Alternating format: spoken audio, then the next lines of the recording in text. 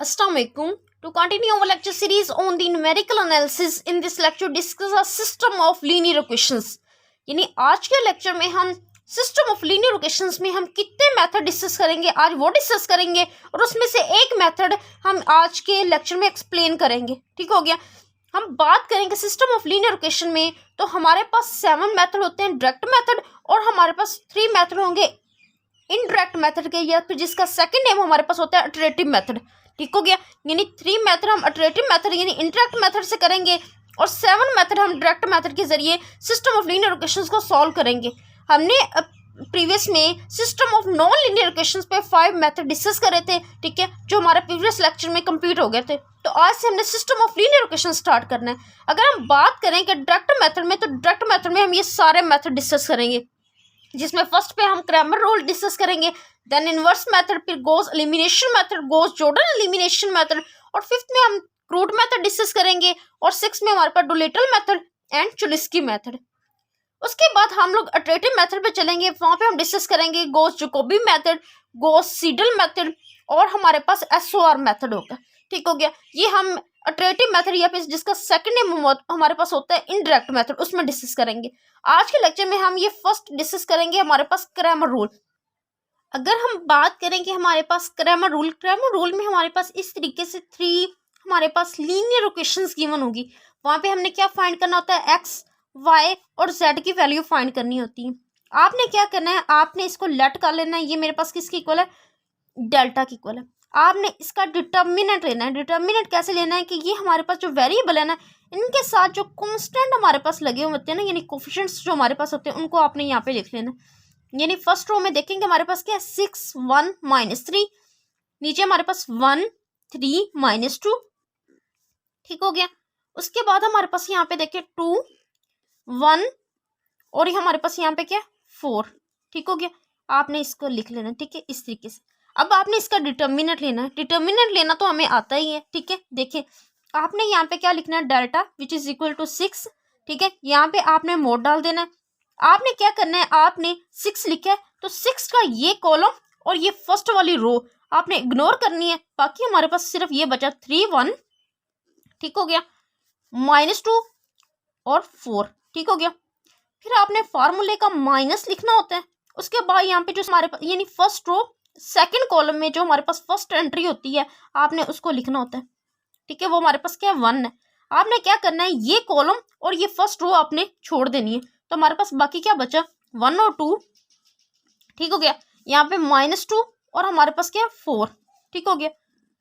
इसके बाद आपने क्या करना है, प्लस डालना है, प्लस। उसके बाद आपने फर्स्ट रो थर्ड कॉलम की जो फर्स्ट एंट्री है वो आपने लिखनी है। वो मेरे पास क्या है, -3 है। आपने यहाँ पे मोड डाल देना है।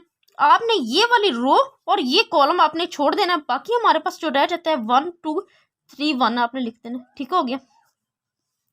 इसको सिंप्लीफाई करना है। देखिए आपको डिटर्मिनेंट तो 2 क्रॉस 2 का लेना ही आता है, ठीक है। 3 को 4 से मल्टीप्लाई करा तो हमारे पास कितना आ गया, 12 आ गया। -2 को 1 से मल्टीप्लाई किया तो -2 आया। माइनस और -2 ये फार्मूले का माइनस होता है हमारे पास, ठीक है। यानी 3 को 12 से मल्टीप्लाई किया तो हमारे पास 3 को 4 से मल्टीप्लाई किया तो 12 आ गया, माइनस। फिर आपने इन दोनों का प्रोडक्ट लेना होता है और इन दोनों का प्रोडक्ट लेके दरमियान में आपने माइनस का साइन डालना होता है। ठीक हो गया।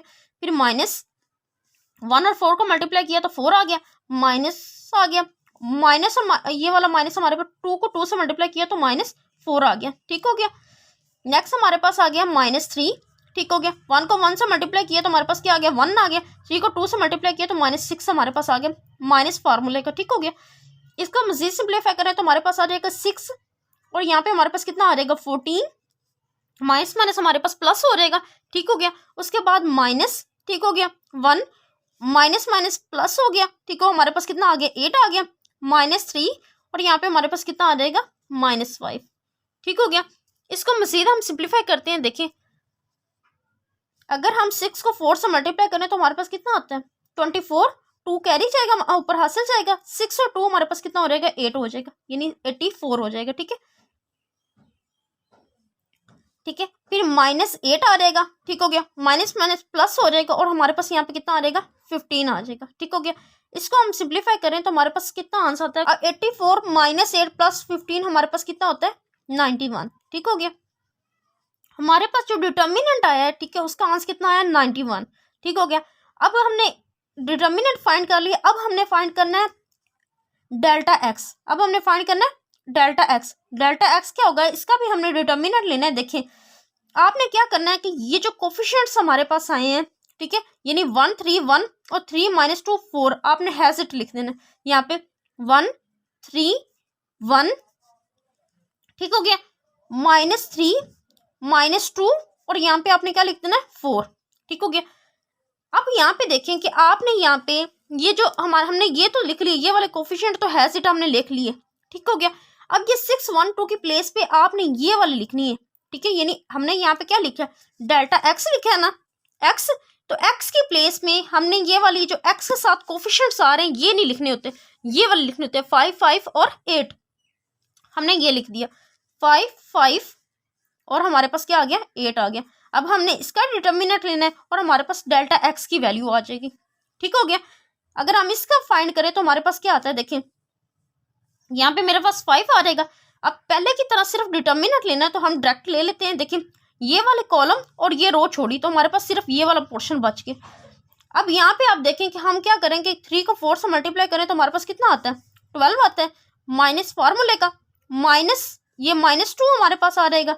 ठीक है, -2। यहाँ पे हमारे पास कितना है, यहाँ पे हमारे पास +1 है। ठीक हो गया। हमने क्या लगाया, माइनस का 1 लगाया। ठीक हो गया। डिटर्मिनेंट तो आपको लेना आता ही है। ठीक है, देखिए अब हमने क्या करना है कि यहाँ पे 1 लिखा है, ये वाला कॉलम और ये रो छोड़ दी तो हमारे पास यहाँ पे क्या बचा, 5 को 4 से मल्टीप्लाई करें तो 20 आ जाते हैं, माइनस, ठीक है, माइनस फार्मूले का, और -2 को 8 से मल्टीप्लाई करें तो हमारे पास कितना आता है -16 आ जाता है। ठीक हो गया। फिर नेक्स्ट हम देखें कि हमारे पास यहाँ पे क्या, आप हमारे पास फर्स्ट और थर्ड कॉलम की जो फर्स्ट एंट्री है वो क्या है -3, वो आपने लिखा। आपने ये कॉलम और ये फर्स्ट रो छोड़ दी तो रिमेनिंग हमारे पास कितना रह गया, 5 को 1 से मल्टीप्लाई किया तो 1 आ गया, -8 को 3 से मल्टीप्लाई किया तो हमारे पास क्या आ जाएगा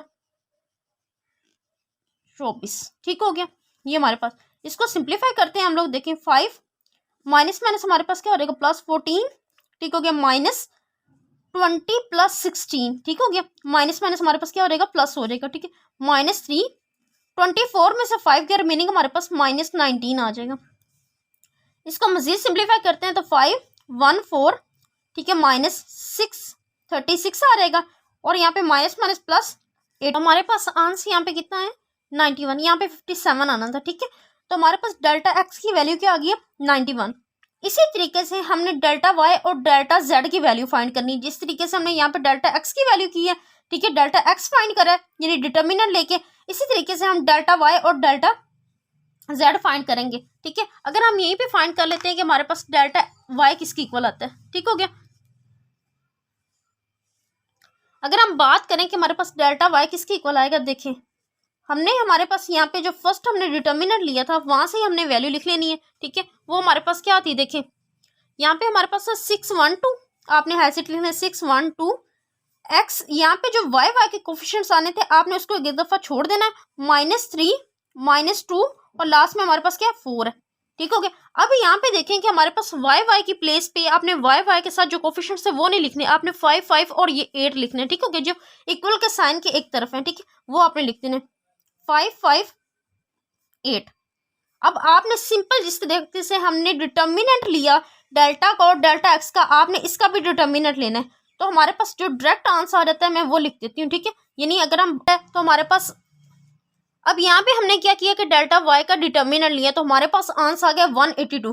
सिमिलरली हमने यहाँ पे क्या करना है, डेल्टा वाई डेल्टा जेड की वैल्यू भी फाइंड करनी है। अगर हम बात करें डेल्टा जेड की तो हमने क्या करना है कि हमारे पास जो डेल्टा है हमारे पास यहाँ पे 6 1 2 1 3 1 हैज इट आपने लिख देना 6 1 2 1 3 1। अब z के जो हमारे पास कोफिशिएंट्स आ रहे थे -3 -2 4, इसकी प्लेस पे आपने यहाँ पे क्या करना है 5 5 और 8 लिख देना है। ठीक हो गया, यहाँ पे मैंने लिख दिया 5 5 और 8। ठीक हो गया। इसको हम सिंप्लीफाई कर लेते हैं। ठीक है, अगर हम डेल्टा जेड को सिंप्लीफाई करते हैं तो हमारे पास देखिए आंसर क्या आता है। यहाँ पे देखें कि हमारे पास हमारे आंसर आ चुके हैं, यानी डेल्टा जेड हमारे पास किसकी इक्वल है 91 की इक्वल है। ठीक है, इसी तरीके से हमने यहाँ पे फाइंड किया डेल्टा वाई, वो हमारे पास किसकी इक्वल आया 182 की इक्वल आया। ठीक है, और इसी तरीके से हम यहाँ पे वैल्यू हाईलाइट करते जाते हैं, ठीक है। यानी हमारे पास ये वैल्यू आई है, ठीक है। डेल्टा जेड की हमारे पास 91 आई है। हम बात करें कि हमारे डेल्टा की, तो हमारे डेल्टा हमारे पास आया था, डिटर्मिनेंट जो हमारे पास आया था 91 आया था। और अगर हम बात करें डेल्टा एक्स की, तो वो हमारे पास किसके इक्वल था, 91 के। ये यहाँ पे हमारे पास ये आंसर आ चुके हैं। अब आपने क्या करना है, लास्ट में जस्ट एक स्टेप करना है और हमारा आंसर आ जाएगा, ठीक है। यहाँ पे आप देखें कि हमारे पास जो डेल्टा आया था वो किसके इक्वल था, 91 के इक्वल था। अगर हम बात करें डेल्टा एक्स की, तो मेरे पास 91 के इक्वल था। इसी तरीके से डेल्टा वाई मेरे पास 182 के इक्वल था। और डेल्टा जेड मेरे पास किसके इक्वल आया, 91 के। आपने क्या करना है, एक्स की वैल्यू फाइंड करनी है। आपने क्या करना है, आपने एक्स की वैल्यू फाइंड करनी है, तो बहुत ज्यादा इजी है। क्या करना है, आपने यहाँ पे लिखना है डेल्टा एक्स ओवर एक्स। तो हमारे पास क्या आएगा, यहाँ पे देखें 91 को 91 पे डिवाइड करें तो हमारे पास क्या आ रहता है, 1 के इक्वल आ रहता है आंसर। तो हम यहाँ से कहेंगे कि हमारे पास एक्स किसके इक्वल आया, 1 के इक्वल आया, ठीक है।